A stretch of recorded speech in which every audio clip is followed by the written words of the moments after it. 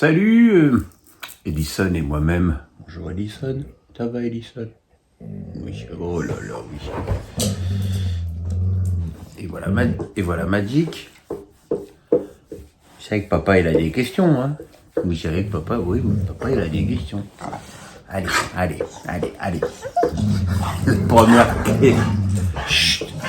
La première question est de Guilhem Père.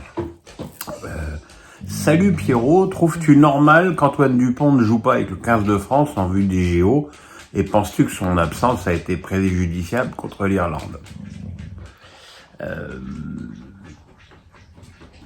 pense que c'est une spécificité assez hallucinante du rugby. Et comment un joueur aussi exceptionnel qu'Antoine Dupont peut faire l'impasse sur une saison avec son équipe nationale et avec son club, si j'ai bien compris, puisque je crois que il a disputé son dernier match avec Toulouse ce week-end, pour préparer les Jeux Olympiques pour du rugby à 7. Le rugby à 7 qui n'est qu'un ersatz du rugby, qui est un...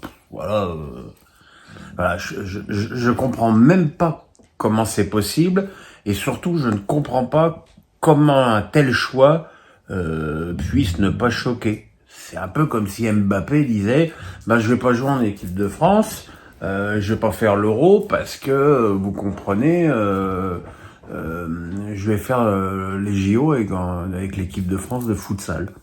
C'est hallucinant, mais ça démontre peut-être que le rugby n'est pas un sport aussi grand et aussi universel que ça. Petite attaque perso. Voilà.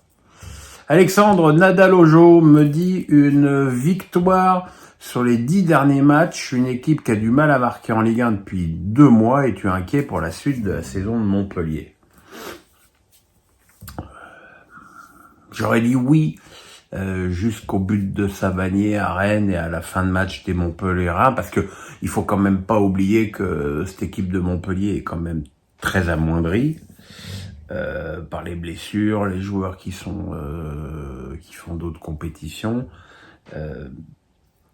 Mais même au complet, c'est vrai que cette équipe de Montpellier, déjà l'année dernière avec le retour de Der Zakarian, elle a eu un regain d'énergie qui lui a permis de finir la saison plus tranquillement.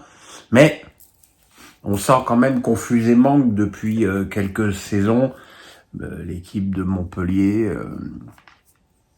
recule.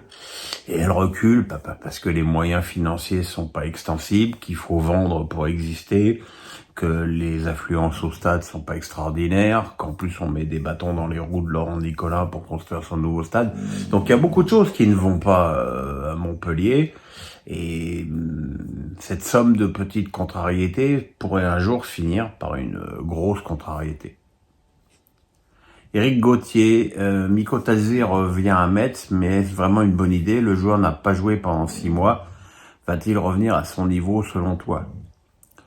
Je pense que le problème de Metz ne tient pas uniquement au rendement de Miko Tazé. Le problème, c'est que quand tu es attaquant et que tu es dans une équipe qui joue pas au foot, c'est quand même extrêmement compliqué d'exister. Moi, je suis effaré de la prestation des Messins contre Lorient. C'est un match capital pour leur saison face à un adversaire qui était à la ramasse depuis des semaines. T'es mené au score et tu prends même pas de risque, tu te projettes pas vers l'avant, t'essayes même pas de marquer les buts. Alors, c'est déjà difficile de marquer les buts, si en plus t'essayes pas, ça devient très compliqué. Geoffrey Baron me dit, on connaît à 90% la liste de l'équipe de France pour l'Euro. Vois-tu quelques surprises, et personnellement, qui aimerais-tu voir dans la liste? Non, je vois pas beaucoup de surprises, d'abord parce que Deschamps n'aime pas les surprises. Je dirais que le seul poste où il y a encore peut-être des ouvertures, c'est le poste d'arrière droit, où Koundé et Pavard ne sont décidément pas convaincants. Il faudra voir si Deschamps continue à maintenir sa confiance à Klose malgré ses problèmes avec l'Olympique de Marseille. Et peut-être que dans un cas contraire, un jeune comme Sacha Boey qui vient de signer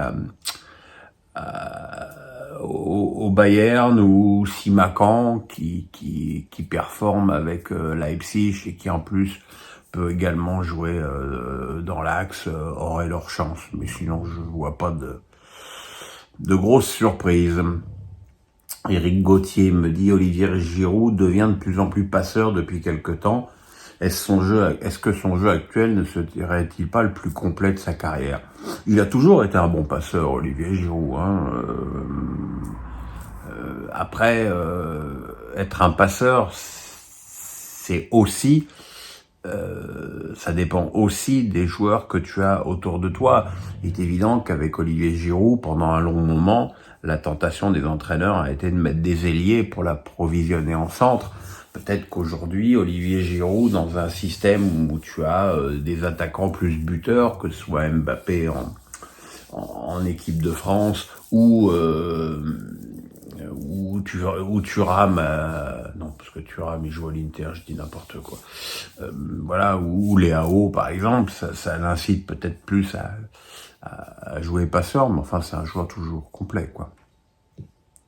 Alors là, j'ai une longue question de Nicolas Grangeot. Depuis que Paris a obtenu l'attribution des JO 2024, je n'entends que des Français qui râlent et qui se plaignent, en particulier les Parisiens qui considèrent que la capitale va se transformer en enfer pendant 2 semaines, et encore si c'était que 2 semaines. Pour moi, on devrait se réjouir qu'un tel événement arrive en France, ça va apporter un coup de projecteur incroyable sur notre pays, avec des retombées plus qu'importantes, tant au niveau économique que touristique. On va de plus pouvoir supporter nos athlètes français à la maison. Je suis fatigué par cette mentalité et cet état d'esprit morose. J'aimerais connaître ton sentiment là-dessus. Merci. Alors, mon premier sentiment, c'est que je suis tellement content de ne plus habiter en région parisienne, alors que se profilent ces Jeux Olympiques, que la ville de Paris ne va pas être un enfer pendant 15 jours, mais pendant 2 mois.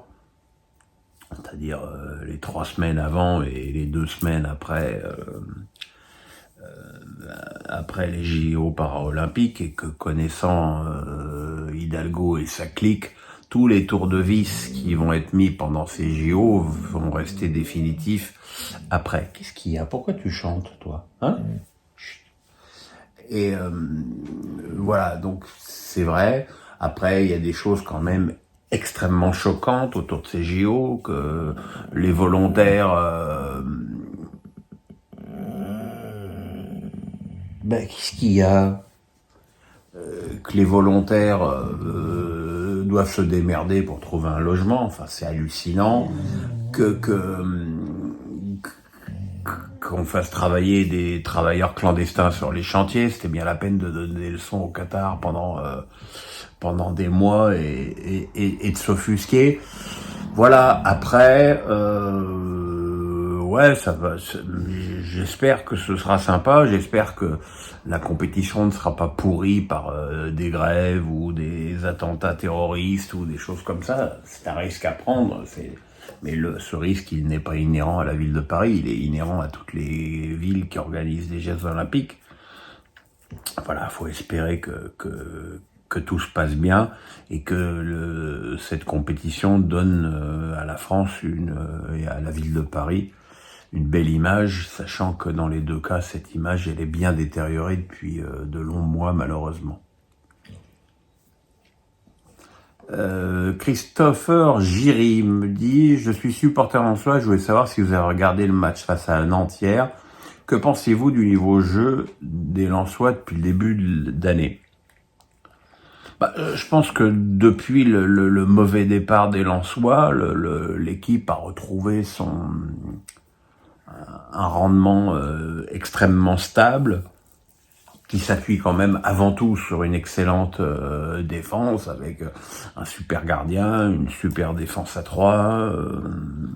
Après, au milieu de terrain, il y a des joueurs qui sous-performaient au début de saison et qui sont bien meilleurs là, comme Diouf, comme Pereira da Costa. Après, offensivement, je trouve ça quand même assez limité. En plus, Wai a quand même des problèmes d'adaptation certains. Voilà, je trouve que c'est quand même pas hyper offensif comme équipe, mais je pense que le pragmatisme de Francaise est totalement adapté à son effectif et qu'il en tire la quintessence, même si c'est vrai qu'on se régale pas non plus tous les matchs, quoi. Karl Durand me dit, c'est la première fois que j'ose poser une question. Tadam.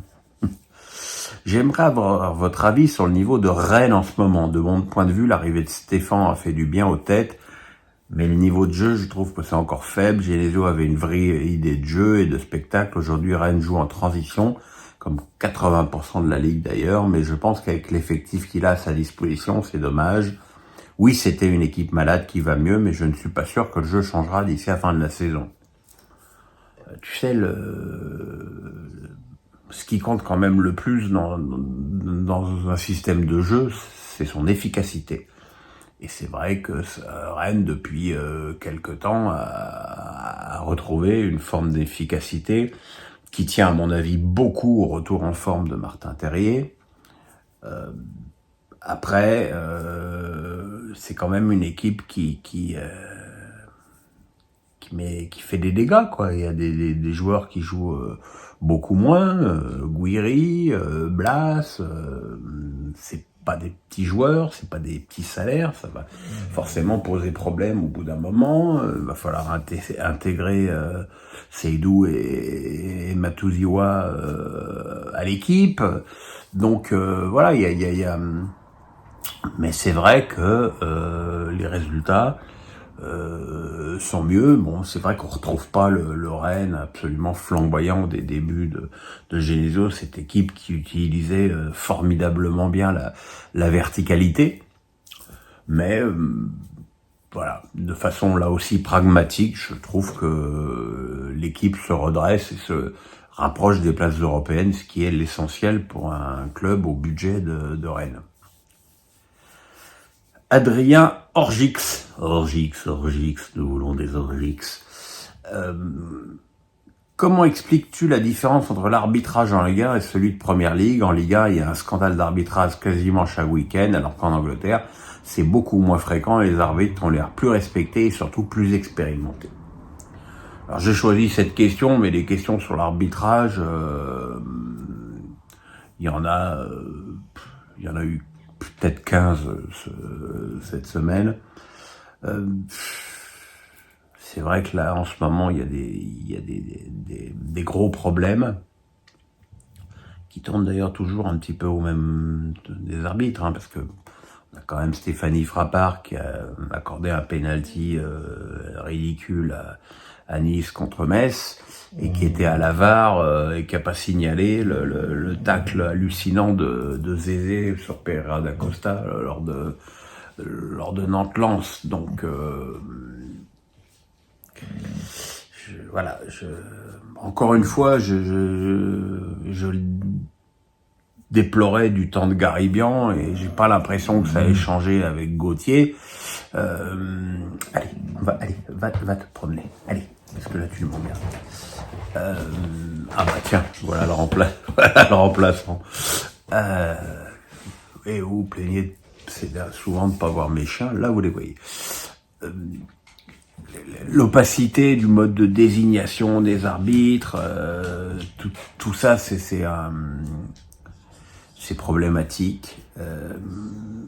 Après il y a les consignes qui ont été données aux arbitres, de laisser plus le jeu se développer, et puis on s'aperçoit qu'au bout de 3 semaines, tout le monde est revenu à ses mauvaises habitudes.